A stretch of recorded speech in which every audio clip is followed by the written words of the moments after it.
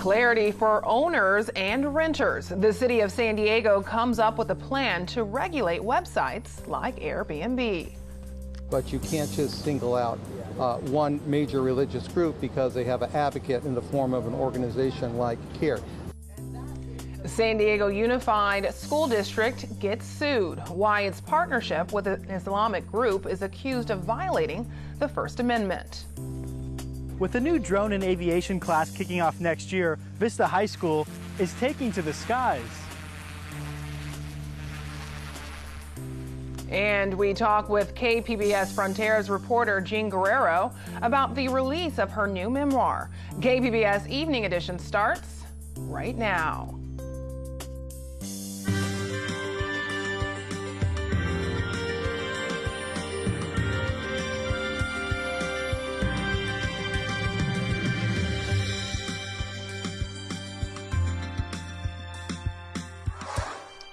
Good evening and thanks for joining us. I'm Ebone Monet. After years of debate, the city of San Diego has a plan to regulate the use of websites like Airbnb. KPBS reporter Andrew Bowen explains the new rules for renting out a home.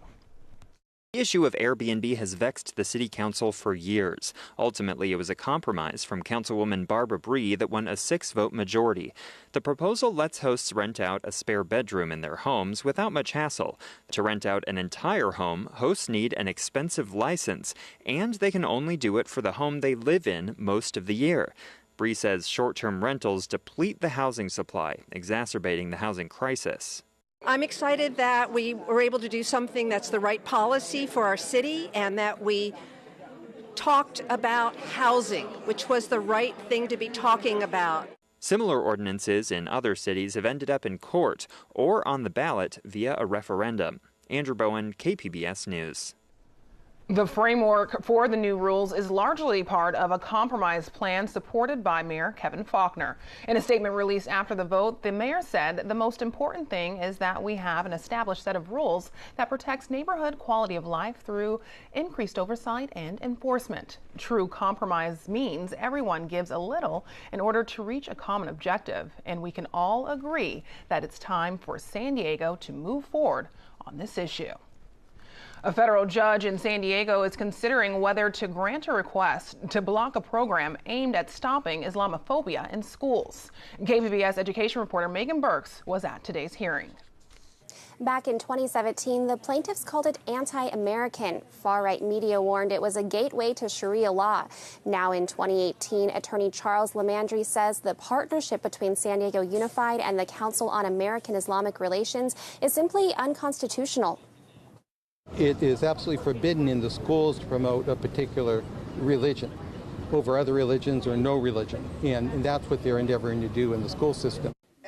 Lamandry spoke outside the downtown courthouse Tuesday, where his firm argued against a 2017 plan to prevent bullying of Muslim students by teaching their classmates and teachers about Muslim culture. The district tapped the Islamic group to help. Lamandry says that shows favoritism for one religion. Why not stick with the broad-based anti-bullying program already in place? Disagree that it would be appropriate for a district to not identify what the problem areas are. You're going to look at issues like LGBT students and say these students need protection. In terms of that, this group here needs protection. The judge will issue a decision in writing. She may also throw out the case altogether. The district has already walked back the plan in response to the lawsuit. Megan Burks, KPBS News.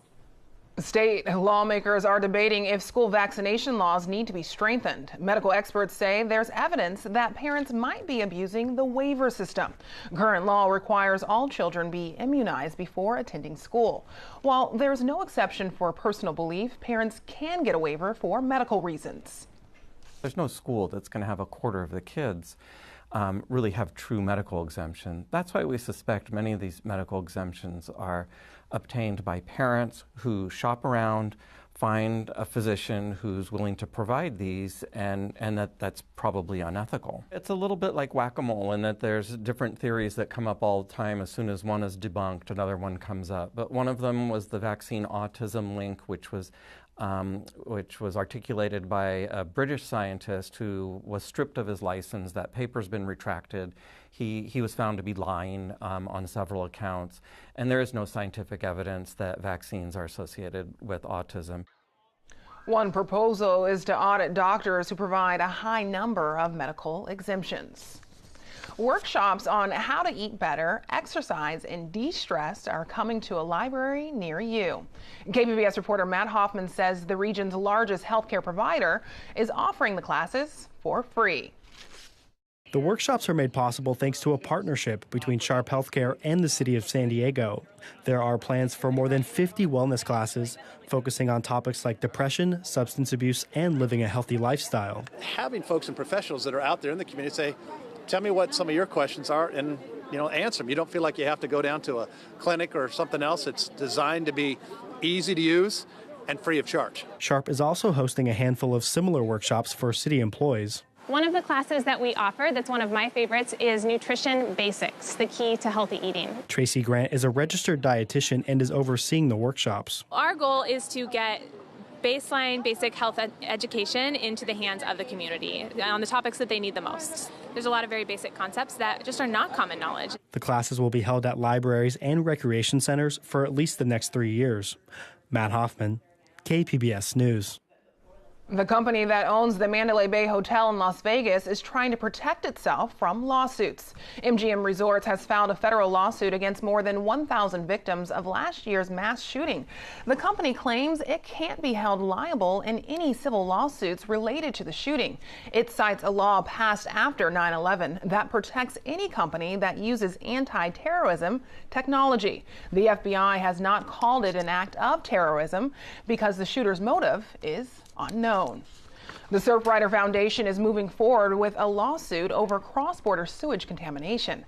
The nonprofit says the federal government is failing to comply with water quality standards under the Clean Water Act. The sewage spills are caused by bad infrastructure on the Tijuana side of the border. Local beaches are often contaminated after stormy weather. KPBS reporter Jin Guerrero's work on the Fronteras desk has taken her across the border to Tijuana and beyond. Now she's sharing a very personal story of her own. Her memoir, Crux, won the Penn Fusion Emerging Writers Prize. The official book launch is tonight in La Jolla. I chatted with Jin about how her work as a journalist shaped her story about her childhood, her father, and her family. Jin, welcome. Thanks for having me. I must say I am enjoying Crux. Can you tell us a little bit about it? So Crux is the story of me trying to confront my lifelong obsession with my father, trying to reconcile the man that he became with the man that he once was.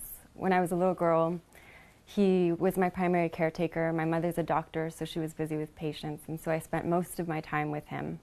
And I just have these really vivid memories of him taking me outside and discovering the natural world with me. He would take me to the coast of Baja and take me to the tide pools and pull out hermit crabs and seaweed and place it in my hands and tell me what everything was called. And he would point at the ocean and tell me these fascinating stories about all the things that lived inside the ocean. So I just have these really vivid memories of my father being this person who was full of wonder and curiosity and playfulness. And then one day it was gone. My father started sleeping all day and eventually became convinced that the CIA was after him, started doing things like wrapping himself up in aluminum foil. And my mother told me that he had paranoid schizophrenia. He had his own fantastical tales about what the CIA was doing to him. And I didn't know what was going on. All I knew as a child was that whatever was happening had taken my father away from me. And it's something that has obsessed me ever since, and I've wanted to solve it. And as an adult, I decided to do it through journalism. Your writing is beautifully descriptive, even some situations that happen between your parents that predate your birth. Did you give yourself creative license? Where do you draw the line between facts and poetry? So I did an MFA program that was very adamant about memoir being the truth and nothing but the truth, because if you start to exaggerate, if you start to have creative license, then you cheapen the genre. People will be less inclined to read memoir because they read it in part because they think it's true. So I was very careful and rigorous with my reporting and making sure that I adhered to those ethical journalistic standards. However, there are chapters in there that are told entirely from the point of view of my father, for example, things that he believed happened to him, told from his point of view. And so I frame those chapters within the context of our conversation so that the reader knows that what I'm telling them is, this is what my father told me, not necessarily this is what was happening. But I wanted to honor the complexity of my father's reality, and doing so basically entailed creating this tapestry of stories, stories from his point of view, stories from my grandmother's point of view, as well as my own memories and my own reporting. And as a journalist who reports on stories along the U.S.-Mexico border, what is it like for you now being a journalist during this time with this heightened emotion and attention being paid to immigration? Right. Well, lately I've been covering the family separation issue and seeing the children being taken away from their parents. It's definitely something that I can identify with.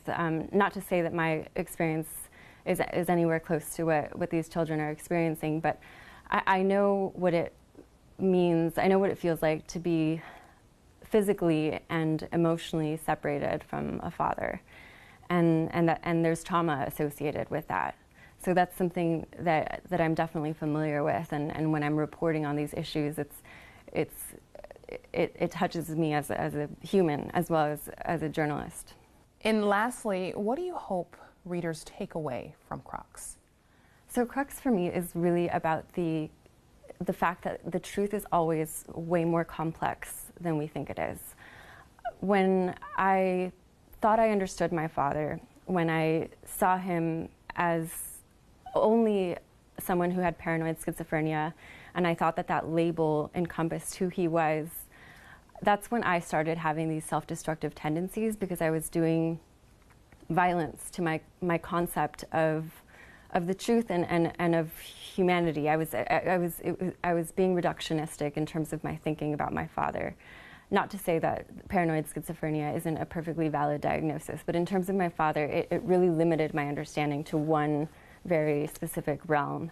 And when I opened up my thinking to entertain other possibilities, it brought me closer to my father and also set me free from him in a way, because I was able to separate myself from him by having empathy and a more complicated understanding. Jin Guerrero, KPBS Frontiers reporter and author, thank you so much for your time. Thank you so much. I'm Judy Woodruff. Tonight on the NewsHour, an about-face. President Trump tries to contain the fallout from his statements supporting Vladimir Putin. Coming up at 7 after Evening Edition on KPBS. New time-lapse video shows the smoke from a wildfire burning near Yosemite. The fire started last Friday and has burned about 20 square miles. It's only about 5% contained and is blamed for the death of a firefighter over the weekend. The fire is burning on the western edge of Yosemite. Here in San Diego, firefighters are getting a new addition to their helicopter fleet. Deb Welsh tells us how it will help during wildfires. The S-70 Black Hawk helicopter, according to City News Service, will be modified by a third party in 2019. At that time, it will be outfitted with several features, including a 1,000-gallon belly tank, a retractable snorkel, extended landing gear, and a rescue hoist. San Diego Fire Rescue Air Operations Chief Chuck McFarland says the Black Hawk is a game changer in its primary role of fire suppression in support of firefighting crews on the ground. The addition will bring the department's aerial fleet to 3. The San Diego City Council approved the nearly $10 million purchase in 2017. Deb Welsh, KPBS News.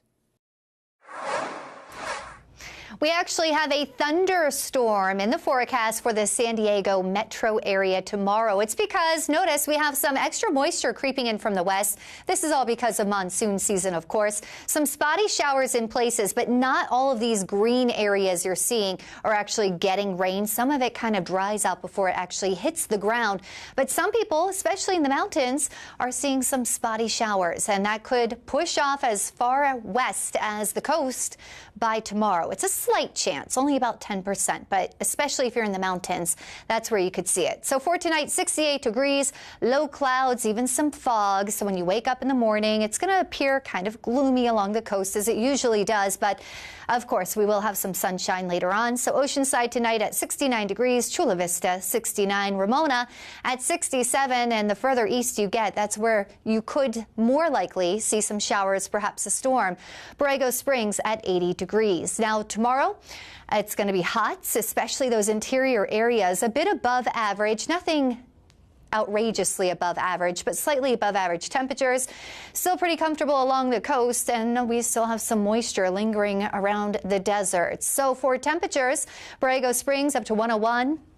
Mount Laguna at 77, Chula Vista 77, and San Diego at 78. And notice those showers and storms popping up pretty much anywhere. But again, the further west you go, the closer to the coast, it is a less likely chance, but it's still there. You could see perhaps a shower. So Thursday will be a drier day, humid, 80 degrees. Friday through Sunday staying dry, but humid off and on with our temperatures steady in the low 80s along the coast. In the inland areas, perhaps a stray storm Wednesday, dry Thursday through Sunday, sunny, temperatures in those upper 80s much of the week. In the mountains, it's going to be very comfortable in the 70s through Friday. By the weekend, a bit warmer in the low 80s. And in the deserts, it's hot. Temperatures well into the 100s. For KPBS News, I'm Erin Calandra. Ebony, back to you. Starting next month, Vista High School students will take to the skies through a special aviation course. KPBS reporter Matt Hoffman tells us it's taken nearly 2 years to get the program off the ground. 120 degrees field of view in here. So it's 3 monitors, the 2 side monitors and the main center monitor.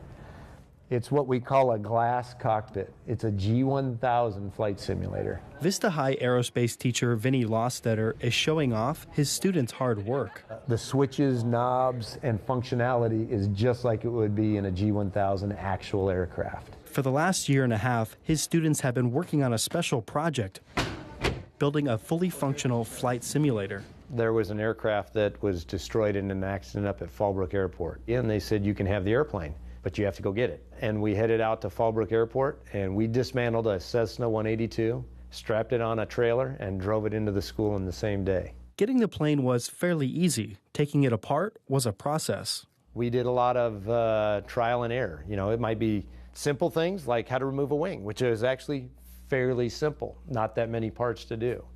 And then when you start getting into the details of removing hydraulic lines that are buried deep in a fuselage or deep in a wing, they have to do some more troubleshooting. The simulator project received donations from community members, local businesses, even the U.S. Army and Air Force. But it was students who did most of the work putting it together. It was messy, it was gritty, it was amazing. We had to take out lines from the floor, we had to take out instrumentation, there was a whole panel here of instruments. Reed O'Donohue was one of the students who helped build the flight simulator. I've flown it 3 to 5 times. It's so smooth, a little touchy, delicate, but flies like a charm. Flies like you'd see a plane fly. For the last few years, aviation classes were only available for Vista's junior ROTC students. I just heard that I could get a pilot's license and fly a plane, and I thought that was something that was at high school level. I was a sophomore, and I thought about that. It was like being offered a gold on a platter. You weren't not going to take it. But starting this year, the course is being expanded to the entire school. And in addition to a flight simulator, it includes drones. Not everybody wants to be a pilot. But this course exposes them to those other things. Maybe being a drone operator is what they want. Maybe they want to be a photographer and they want to use this as a tool And that's the goal of the whole course. It's definitely collegiate level studying. Exposing kids to something different. And it's neat in this program when you see the light bulb come on somebody's thought process that's what I want to do. There's other kids out there, they don't even know it yet, but they have something they can explore that may change their life. You're just not flying a drone. You're also sharing the airspace with planes, so you have to be careful with that. Diana Perez graduated from Vista High in 2017. And I'm going to do an automatic takeoff, which takes it about 3 to 4 feet off the ground, and it'll hover until you tell the command, which is when you take over the control.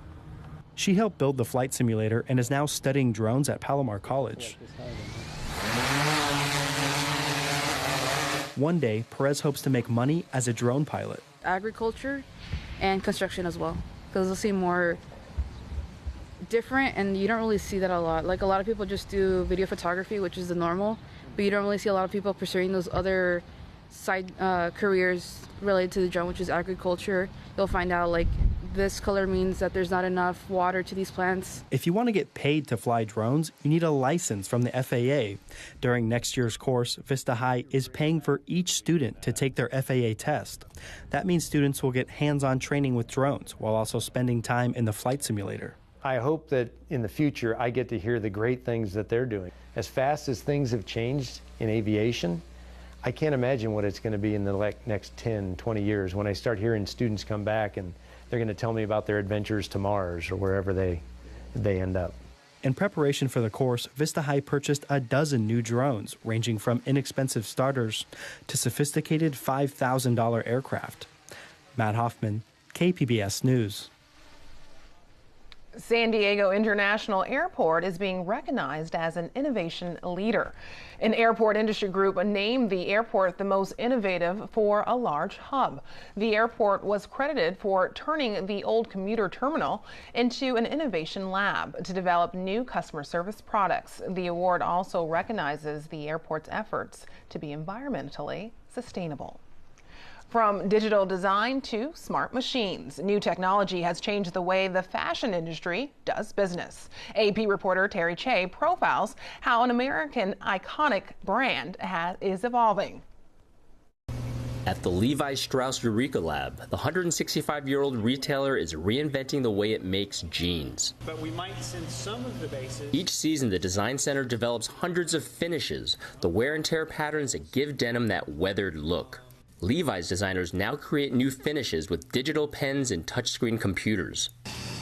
The designs are uploaded to a laser machine that can make a new pair of jeans look like they've been worn for years. In just 90 seconds, it can finish a job that takes 20 to 30 minutes to do manually. So by changing to this new digital platform, we're actually able to dramatically reduce our time to market, meaning that we can get our products in front of the consumer at the right time. Levi's is one of a growing number of apparel companies embracing digital design and automation to cut costs and respond faster to consumer trends. Global sourcing giant Li & Fung, which works with more than 8,000 retailers, is helping its clients transition to a digital supply chain. Clothing can be designed with sophisticated software and turned into lifelike 3D images. That eliminates the costly and time-consuming process of making physical prototypes. You could actually essentially create an entire collection before you even cut one garment. So it reduces waste, it reduces lead times, it allows decision making in real time, so the entire process becomes more efficient. Fashion upstart Beta Brand is at the forefront of consumer-driven digital design. The San Francisco firm invites customers to vote on designs for new products, such as this waterproof boot. Beta Brand then sends the design to Li & Fung, which creates 3D samples that are used to sell the boots online. No shoes are produced until customers order them. The advantage is speed, right? So this means that you can say, yes, that's the product we want to sell, and let's sell it right now. The new technologies are altering work at Levi's. For years, jeans have been finished in foreign factories where workers scrape them with pumice stones, sandpaper, and other tools. Those factories will soon have laser machines, like the ones installed at this Nevada distribution center, where jeans can be finished just before being shipped to retail stores. This is a radical breakthrough. It's one that will surely transform how jeanswear is designed and developed, how it's manufactured, and how it's sold. More changes are coming as a new wave of technologies transforms the fashion industry. Terry Che, Associated Press, San Francisco. A reminder, Comic-Con events start tomorrow. That means extra traffic in the downtown area. The city is taking a new step to reduce the number of cars by closing Harbor Drive. The closure will stretch from Park Boulevard to First Avenue. Shuttle buses will still be allowed access. The closure begins with tomorrow's preview night's events at the Convention Center. Now here's a look at what we're working on for tomorrow in the KPBS newsroom. On Morning Edition, boosting California's energy grid, why some critics say a plan to work with other states could hurt some climate change goals. And on Midday Edition, coverage of Comic-Con 2018, including a talk with organizer David Glanzer about what's new at this year's Pop Culture Expo. You can find tonight's stories on our website, kpbs.org/evening edition. Thanks for joining us. Have a great night.